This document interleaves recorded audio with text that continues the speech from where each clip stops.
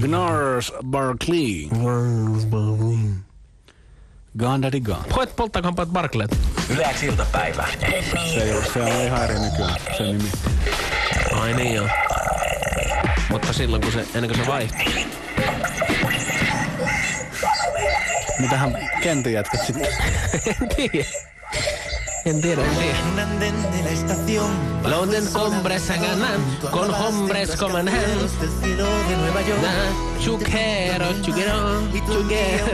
Upea kappale.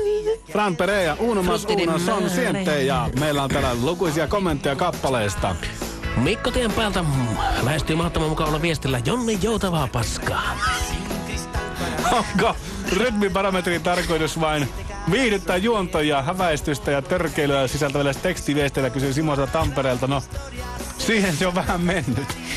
Ja metsätyömies Vieremältä sitten vuorotarnollisesti lausui, että minä kun luulen, että kaikkein tottuu paitsi jääpalaan persissä, mutta kyllä tämäkin siellä sulla. Aloin etsimään jo köyttä ja sopiva huteraa jakkaraa keinua varten, mutta onneksi kipale loppui sanoo nahkapöksy Pohjanmaalta. Julle Loimalta sanoi, että kuulosti aivan Frozen Paradaiselta. Toivottavasti Mäksy ei käske teidän enää soittaa tätä palokkaa. Hyvää illan jatkoa. Kiitoksia kovasti. Aave, ai että. No niin joo, ei mitään. Mitä? Ja Kari Mikkeristä kysyi, että mitäs vittua, nyt meni yli hilseen. Oikein mahdottoman mukavia viestejä tänään. Mahdottoman mukavia viestejä olette laittanut. Kiitoksia näistä. Meneekö se hyvä meininki on? On Yleäks iltapäivän lähetyksessä. Viestitkö ovat meneekö se mukavia?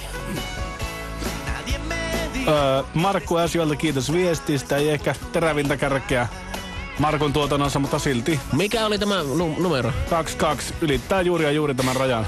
Ja Juukka Kärkölässäkin laittaa viestiä, että kävin aamulla vessassa, kun versioni alkoi vietää tätä kappaletta.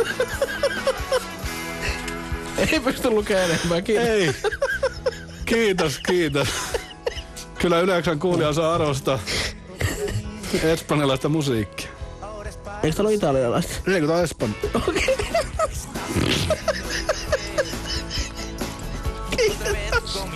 Kiitos.